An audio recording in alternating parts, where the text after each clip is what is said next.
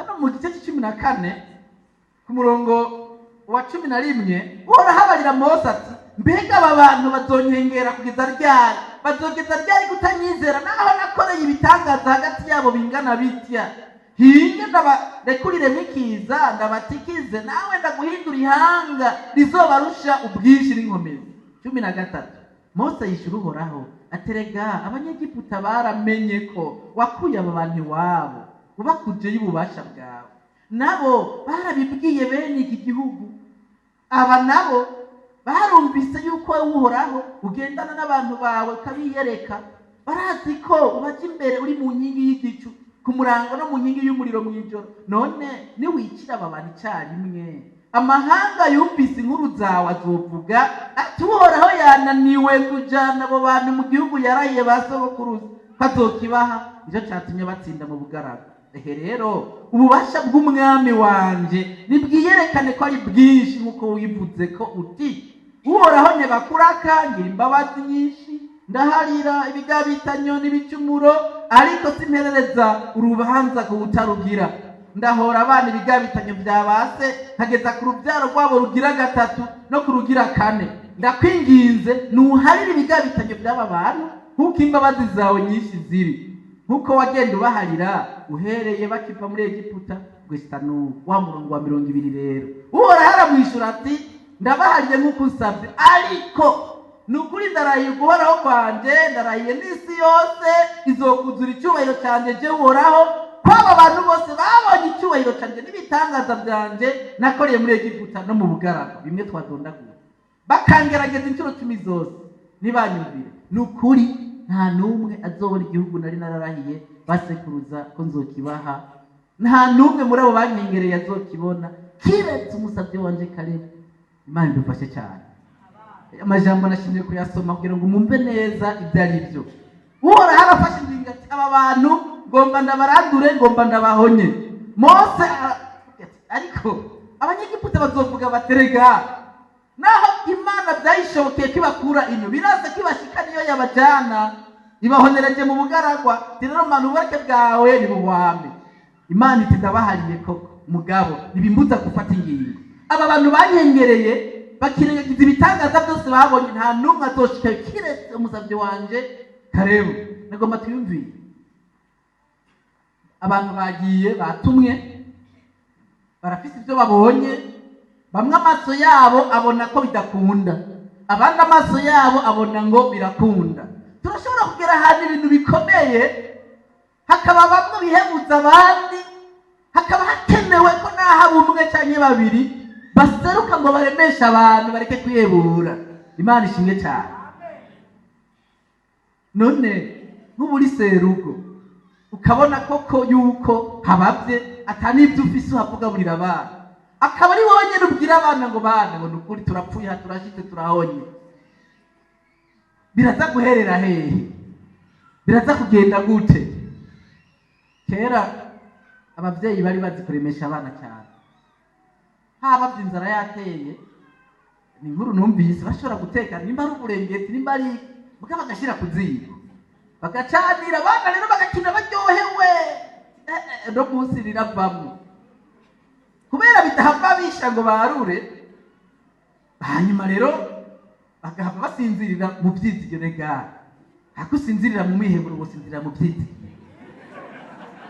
nibyo, kuko n'agatiro karasakuza. Hari ikintu wari wizigiye kandi kuko uzi ko bihava bishoboka gusinzira neza basi, kandi ugiye mu gatiro ntusubira kwibukana bya bintu. Umuntu asinziriye aba yapfuye, umutunzi ntiyibuka ko atunze, umukene ntiyibuka ko akenye, warashonje rinze rigufata ntiwibuka ko wari ushonje. Babi ibyizigiro, harakenewe abantu bateramwo abandi ibyizigiro, kuko nimba tukiriho aba hakiri ibyizigiro ko nibitakunze ubunyene ejo bizokunda. Imana ishimwe cyane. Cyo mu gihe cya kabiri tuvugana ibyamwa byo kumvira, ngomba kunyarutsa muri wa murongo wo muri Yesaya 1:19 havuze hati nimwemera mukumvira muzorya ibyiza byo mu gihugu. Ijambo ry'Imana rirerekana ko kuva kera ukumvira Imana kwaba kuzana ibyiza, si kuyumviye gusa ariko no kuba mukikuje ari umuryango wiwe ari n'abandi. Ngomba mvuge ku bantu bane gusa. Nowa mu Itanguriro 6 imana mu bintu umenga ntibisobanutse. Imana ivuze ngo va mu gihugu cyanyu no mu bwoko bwanyu no mu nzu ya so ugende, atazi yagiye akemera, ubwo ari we wobyemera. Mugabo Nowa arabyemera. Icyavuyemwo uko kumvira kwiwe yahindutse sekuruza w'ihanga rikomeye, kandi amaze no kumvira agatanga umwana we w'ikinege. Uravye mu Itanguriro 2:2 nabyo byamuviriyemo umugisha, ahabwa amasezerano kandi yaramushyitseko na twebwe uyu munsi aturiko. Imana ishimwe cyane.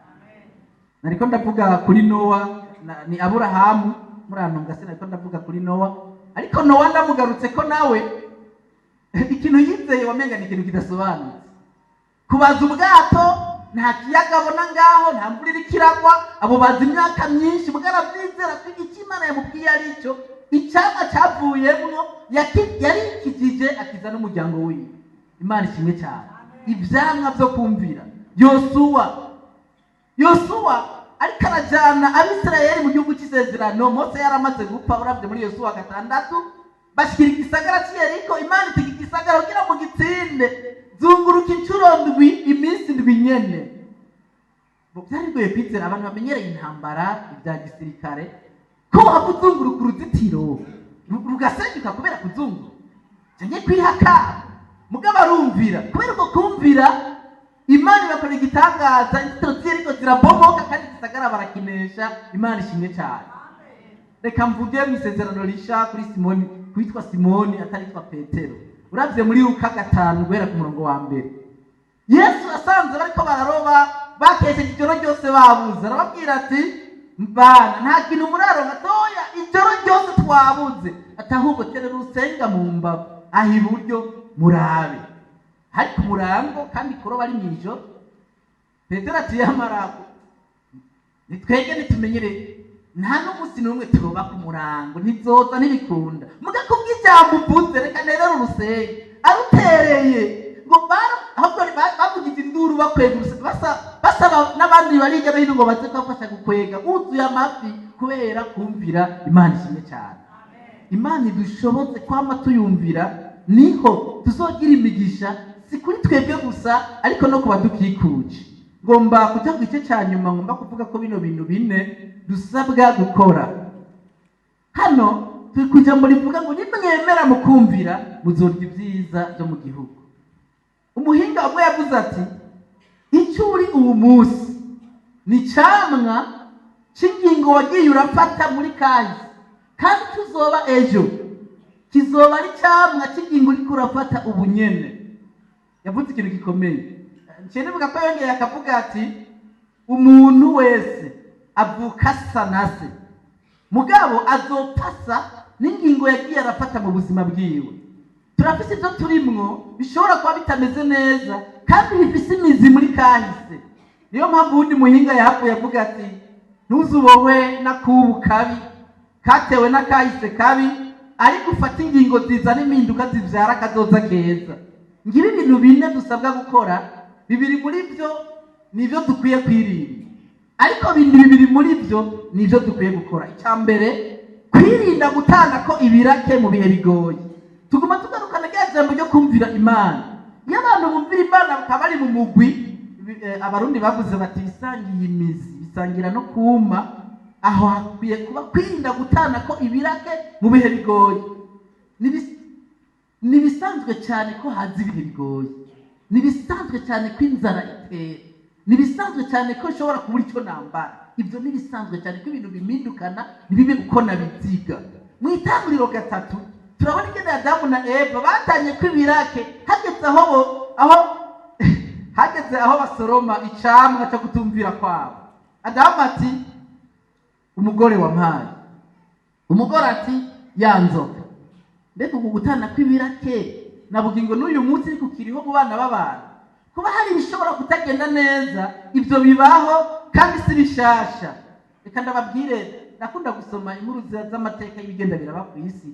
Muri no minsi nasomye inkuru imwe yerekana ibyabaye ku mugabane wa Buraya mu kinjana c'14 mu myaka y'1300 na kuduga. Gihe hatera ingwara ikomeye no itangwa ni y'ibihara, imwe iri kiravugwa no muri no minsi nta bishasha hano musi y'izuba. Ubonye ibintu bibaye byarabaye muri kanya. Ikinjana c'14 iyo ngwara yarisha abantu benshi cyane, mbere kahise kerekana ko hapfuye nk'icya kabiri cy'abantu bose bari batuye ku mugabane w'i Burayi. Ibihara birabafata kandi bigufashe iminsi 3 umuntu yabapfuye. Abantu bakiyagaza, ejo bigahinduka, umubiri wose ugahinduka kugeza aho umuntu apfa. Byari ibintu bikomeye cyane. I Londres mu Bwongereza hagapfa 3,000 ku munsi umwe, i Paris gutyo. Habaye ikirere, ngomba kuvuga kuri iyo jambo ryo gutana ko ibirari. Abanyaburaya aho bohanganye n'icyo kiza mu bumwe, batangura kwiyumvira bamwe bati iki ni igihano cy'Imana, abantu bose b'abanyabyaha tubice. Abantu barahigana, baricana, bahanzwe n'ikiza, muga bagiye mu byo kwicana. Habaye ikikanda, abapatiri baragira ingorane. Hari umupapa yitwa Clement wa gatandatu yaragize ikibazo. Abapatiri ingorane bagize ni kuvuga ko icyo gihe barizera, kandi ni byiza kugira ibyo umuntu yizera, ko umuntu nimba agwaye agapata hawe isiga ry'abagwayi, ni nk'uko agiye ikuzimu kuramukanya na Satani nagiye.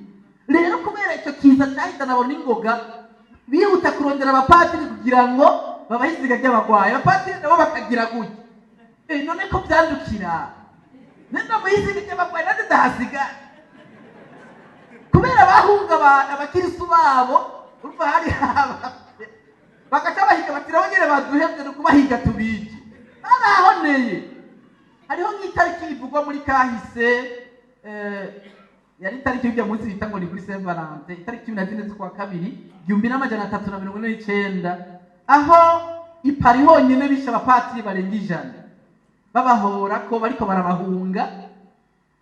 Yumvira ikiza cyateye, bariko batanako ibiraki. Umviriza ikiza giteye, ibintu bihindutse. Si byiza ko umugwi w'abantu basangiye iyo ngorane batanako ibiraki, ahubwo byari byiza ko bagira akanya ko kwicara hamwe bavuge bati mbega umuti n'uyuhe kuri zino ngorane. Jewe ndani ntererane yihe ugeza niyihe uriyeza niye kugira ngo tuve muri ino ngorane. Nicyo kiba gikwiye. Nicyo gituma rero ngomba kujya ku kintu cya kabiri cyo kuyirinda, kivuga kiti twirinde ukutumva kuzana ukwiyemera. Ukutumva no kuvuga iki? Kandi navuze yuko turafise amatwi, mugabo hari igihe umuntu agira amatwi agasanga ntiyumva cyangwa ntiyumva neza. Muhinga umwe yavuze ati ubujuju busumba ubundi ni ukumenya ukuri, mugo umuntu akirengagiza uko kuri. Ukutumva cyangwa kutumvira kwama gukwega ibyago. Wa murongo twasomerwa muri Yesaya 1:19, nimwemera mukumvira muzorya ibyiza byo mu gihugu. Hari umurongo wa 20 uwugwari utuzana igihushana, naho nimwanka mukagarariza ngo inkota izobarya uko akanwa kaje uhora ariko kabivuze. Isi hari witwa Joseph yanditse igitabo cyiza, ariko aravuga ngo ni igitabo yise ngo ibisagara bibiri mu ntambara, les deux cités en conflit.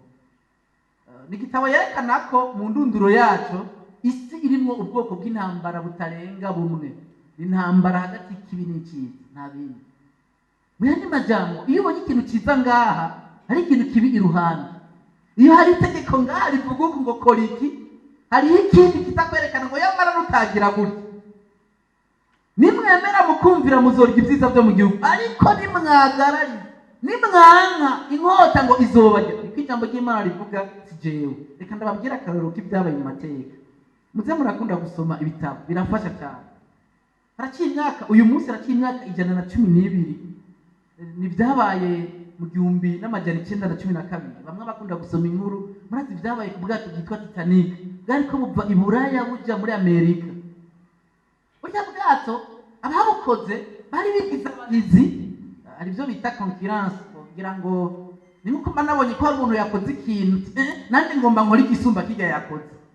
Bagomba gukora ubwato hamwe bazovuga ngo kwisi bunini nya cyane bushobora gutwara abantu benshi kandi bunyaruka. Kandi barabishika ko barabukora, barabutangura nko mu 1999 hashira na 10 gutyo, barabuheza mu myaka 3. Itariki 14 zishira 15 z'ukwezi kwa 4 1912, ariko umunsi wa gatandatu hashira kwa Mungu bafata urugendo. Ari abantu benshi cyane bangana n'ibihumbi 2200 umva abo bantu bari mu bwato